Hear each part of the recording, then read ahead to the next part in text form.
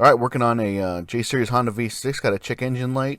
Got my scan tool plugged in. Gonna find out what it is. Okay, looks like I have one fault code in here. DTC's in the ECU. One, so let's find out what that is. P0325. Knock sensor 1, circuit bank 1, or single sensor. That's all I got right now is P0325. So, knock sensor. And what happens a lot of times is rodents will get in there, eat the connector. For whatever reason, Honda used a wire that goes from the harness to the knock sensor that has soy in it. So that's what I'm suspecting in this. At the front of the vehicle, the sensor actually sits over here. Well, I should say the wiring harness sits over here that goes to the sensor, goes to the knock sensor. So come down in here. That is the connector. I actually just disconnected it. And right there you can see that the wire is kind of just hanging. Basically the wire is cut. Looks like a rodent got in there, a little mouse. Mickey Mouse got in there and ate it up. Let me see if I can grab it for you guys. Okay, right there. The end of the wire, you can see it's cut. It is cut, so just verifying the issue. The sensor is not getting electrical signal. That's what's flagging the code. So now there's some videos out there on YouTube that show guys taking off the power steering pump and sneaking their little tiny hand in there. I don't have tiny little hands, so I'm not gonna be able to do that. I guess you guys could try. One guy I was reading some of the forums. One guy got his little kid to get in there and get the sensor off or get the wiring harness off the sensor, but the sensor usually ends up breaking because it sits down in there. It sits in the valley, and just a bunch of heat cycles, 100,000 miles, cooling, heating, just a bunch of cooling cycles, and that harness will get brittle and crack. I actually picked up the harness and the sensor. Got the harness from my local Honda dealership. Got the sensor online, but I'll put links in the description below where you guys can pick them up from Amazon. So here they are. New knock sensor, new wiring harness. And the cool thing about this harness is the fact that, I don't know if you guys can see it, there's little mice in there with X's for eyes. Can you guys see that? Little X's. I'll put up the part number right now. But yeah, there you guys go. Another thing to do before you take everything apart is make sure that the harness and the sensor connect properly. Just make sure you got the correct harness before doing all this work. But I think it's pretty funny. They have little mice right there with X's for eyes. So this is just a special tape. It's like a tape they put over that is supposed to prevent mice from eating this. So let's get in there. I'm going to have to take the intake off. To do this, I've seen guys take off all the cooling lines and all this stuff for the throttle body. I'm not going to do any of that. On the top, you have two 12mm nuts. There's one right here. There's one right here. On the bottom, you have two 12mm bolts. So you take these off, you get the bolts out, you're able to separate the throttle body from the intake plenum, the upper intake plenum right here. You will have to remove this snorkel to get room for everything to move around a little bit, or just pop this the air box assembly off and the snorkel. And then you don't have to mess with any of the stuff on the throttle body. You don't have to mess with the connector on this side. You don't have to mess with the coolant hoses on the bottom. I will disconnect this, and then you just go around. This is for your evap system. You just have to disconnect it, a hose right here. You have two 10mm bolts. Hold it on there. Back here you have a vacuum hose that goes to your brake booster. Some other connectors, I believe, for the evap system that you have to disconnect as well. And then you can actually leave this sensor on. This is part of the intake runners. Just disconnect the electrical connector. Obviously take this hose off and we'll be good to go. We will need to remove the fuel injectors, and I'll show you how to do that when we get there, but this first step isn't very hard. These are 10mm. And once you get this top cover off, you go down into the depths of the intake manifold. There's 12mm bolts and nuts in there. Okay, you had to take the little snorkel out from here to here. Took the throttle body off. Like I said, there's two 12mm bolts or nuts there. There's two bolts down there.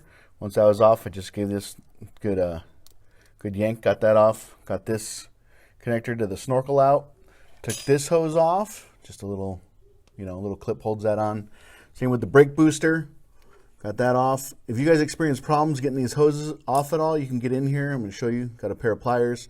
Just grab the hose, rock it back and forth like this while you're pushing back to get the hose loose. Got this evap cylinder off. There's just one 10mm bolt holding that one on. Let's see what else. Okay, got the electrical I can talk. Got the electrical connector off for the solenoid right here. There's nothing. Oh, I got to do this. Forgot about this. Got to get this hose off. Just get a flathead screwdriver. Once that's off, I'm going to take all these 10mm bolts out, and then we'll go down and I'll show you the where all the 12mm sit. But it doesn't take a lot to get this intake off. Like I said, don't take off the coolant lines and all that stuff and mess around with the harness for the throttle body. If you want, you can disconnect the negative battery terminal. I don't. That's just me. You know, I know nobody's going to start the car or mess around with it. But if you want, you know, added layer of protection, go ahead, take the negative battery terminal off. Just know that you will lose your radio presets. If you have a Honda stock stereo in there, and you're going to need the 5-digit code to get the stereo back working. Got all the 10mm bolts off. There was 2 nuts, and the rest were bolts. Got that off. There's a little steel gasket on top of here, so just be careful. Just note that there's like a little bar right there. You guys can see that. It goes towards the firewall. So just pull this up and out. Be careful because you're going to reuse this. Don't mess that up. If it is cracked or broken or anything, go ahead and replace it. But typically you don't need to. Okay, so down here you have 12mm bolts and nuts. So let's see, I can't tell which ones are the nuts. I think that one is right there, and then I know you have one right here as well. But this is what basically holds on the upper intake manifold. You need to take all these off. They're 12mm. There's a torque sequence for it. When I get there, I'll show you what it is. Got all the 12mm bolts loose. Used my Chemo 3/8 electric ratchet. Love this thing. I love this thing. Put a link in the description below. It's cheaper than the Harbor Freight one, and it does a job 10 times better than that one, so highly recommend it. Bundy approved. These are just long bolts. 1, 2, 3, 4, 5, 6, 7. They're all the same size. Now we should be able to go in there, pull it up and out. Pull it first. There we go. There it is. Took out as one piece. Awesome. Okay, got that out as one piece. Awesome. There's a manifold gasket right here. Typically 100% of the time you can reuse this. Just note it's on there. Don't install it without it. Next thing we need to do is get this fuel rail out. There's 2 8mm bolts that hold this thing on. One is right there. The other one should be right there where my finger's at. Once we get that free and clear, we pull this up and out, and your fuel injectors are going to come out. When you reinstall your fuel injectors, it's a good idea to make sure that the O-rings are in place. It's also a really good idea to put a little bit of oil on the O-rings. Just coat the O-rings with a little bit of oil so that it goes in nice and easy, and the O-rings won't collapse and roll over on you. You can see right here some remnants of the little mice that were living in here. Next thing I will do is put little rags or some paper towels in there so that nothing falls down in there, because this is your lower intake manifold and they go right directly into the cylinders. If you look down there, you'll be able to see the top of the valves, and you don't want anything going down there. You don't want any dirt, debris, dead bodies, ex-girlfriends, ex-wives, nothing. So that's what I'm going to cover it up. We take this front runner off. It's actually split in 2. And get this one off, and then the knock sensor is right down there. Covered the lower intake manifold with a rag. Took off the connectors for the fuel injectors. So you have your connectors on this side going towards the passenger side. You have the connector for the actual fuel coming in from the driver's side. So when I pull this up and out, I'm just going to place it over to that way. There was these little tabs. Let's see, can I get a shot of that? These little tabs, that one's broken. Now they're both broken. So they actually go right here. If you want to save these, like I usually try to save them, you would just go down there, get yourself a pair of pliers, come in here, just scissor it like that, and you pull them up and out. Got one of the bolts for the fuel rail. Let's see if I can get a shot of this. Which one did I take out? Okay, so that one right there, you can see, is out. It's 8mm. Tiny little guy, not big at all. Like that. That's it right there. The exact same size. Just be careful when you take these out. Don't drop it down into the valley down in there. They're a hassle to find. And when you put them back in, if you need to, if you can't get it started for whatever reason, you can always get your 8mm socket, get like a piece of paper towel, place it on top, and then put your bolt back in and guide it in that way. So I'll show you that trick when I get to it. But just be careful. Don't drop those things down there. They can be a pain in the butt to find, or you might have to replace it with a different kind of bolt if you lose them. And don't install it without these two bolts, because it keeps the fuel rail in there, it keeps the fuel injectors in there, and you'll experience all kinds of, you could have a fuel problem, leaking fuel, if you don't put these in there. So don't forget to put these in here, and don't run it intentionally without these bolts. Getting the passenger side bolt out, just going down in there. Oh, I already loosened it up, so it is loose. Just going in there. Okay, go down here, grab it with my fingers like a pinch point, like a little crab, and then guide it out with one finger. There it is. There's the other bolt. Now I'll get the fuel injectors out. You're just going to pop this up by pulling straight up. Kind of shim it back and forth. Come on. These things have not been out of here in their home for a long, long time. Usually these come out relatively easy. But when I have everybody watching, they don't want to, right?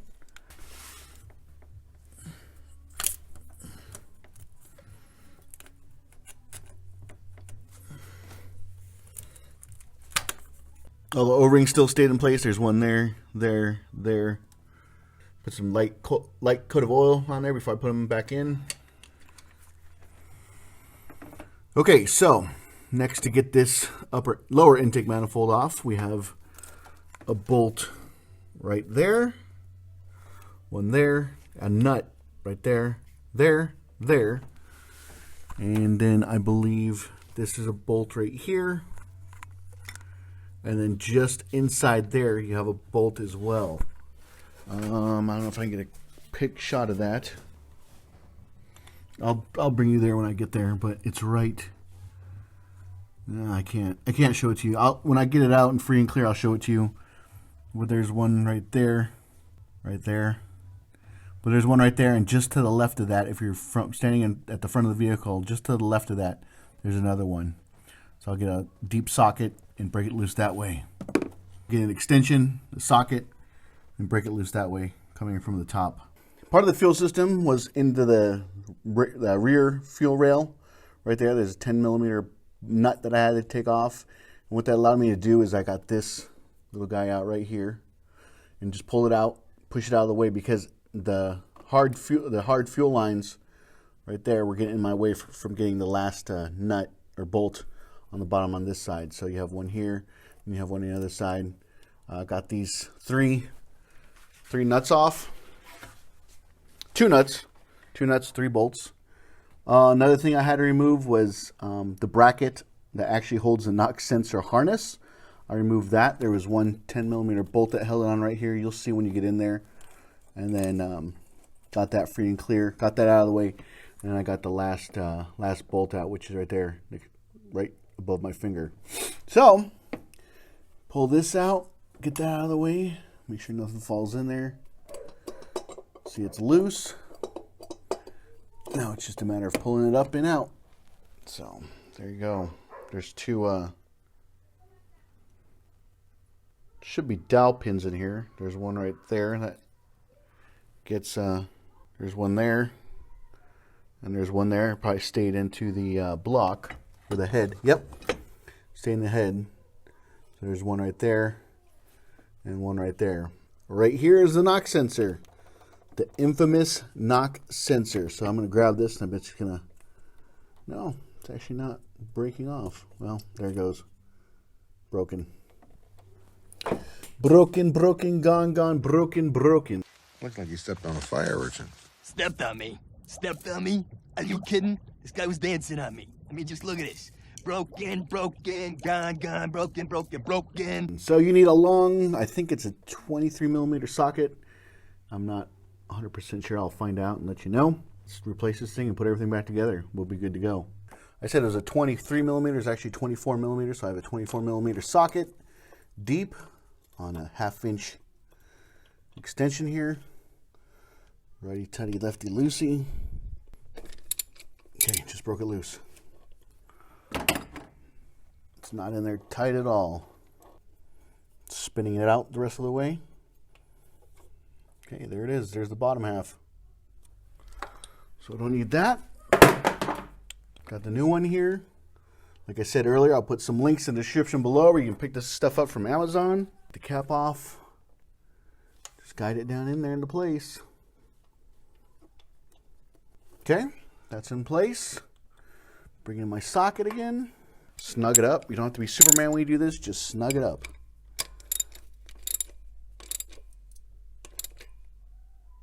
Okay, that's all she took. The new one is in place. Got my new wiring harness with the X'd out rat eyes. Put this into place. Make sure that clicks. Just pull up on it a little bit. Make sure it's in place. Okay, now let's leave this here. So I need to put the new bracket on, and then we're good to go. So I'll leave that hanging out off to the side. Right there, I don't have the other end. I'm just going to leave off to the side because I need to put the bracket back on. And then we'll be able to put everything back together once I get that bolt in place. Bring in the lower intake manifold and start buttoning everything up. Have the lower intake back on. Have the knock sensor all into place. Put the knock sensor bracket back into place. Brought in the O-ring. I mean brought in the lower intake gasket. Cleaned out the throttle body right here. Hopefully you guys can see that. Just sprayed some brake cleaner in there. Got a rag and just went around and cleaned some of the carbon off. It was really bad, so just clean that up. Let's see. Gonna bring in the fuel injectors now. So got this right here. Bring these bad boys in.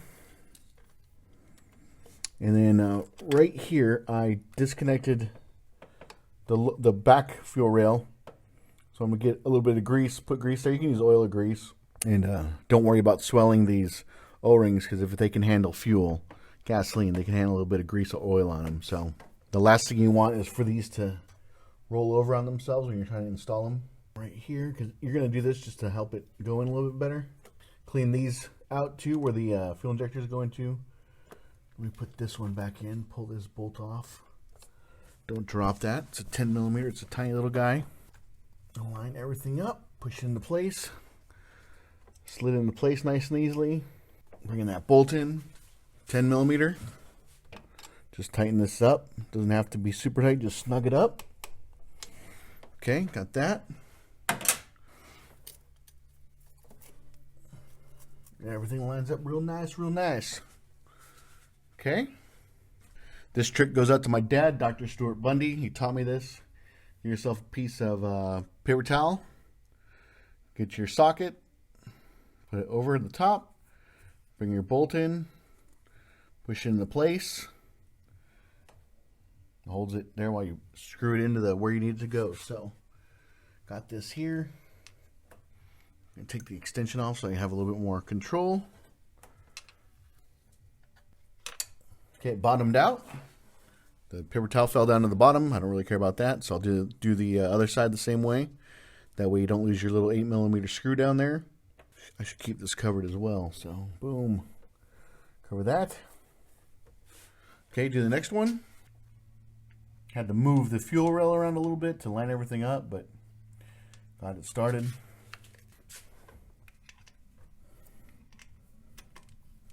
Okay, tighten these up. Okay, they're in place. Awesome. The fuel injectors and the fuel rail are back in place. This is tightened up. Now we'll bring in the connectors. Swinging over the electrical connectors for the harness, or for the injectors.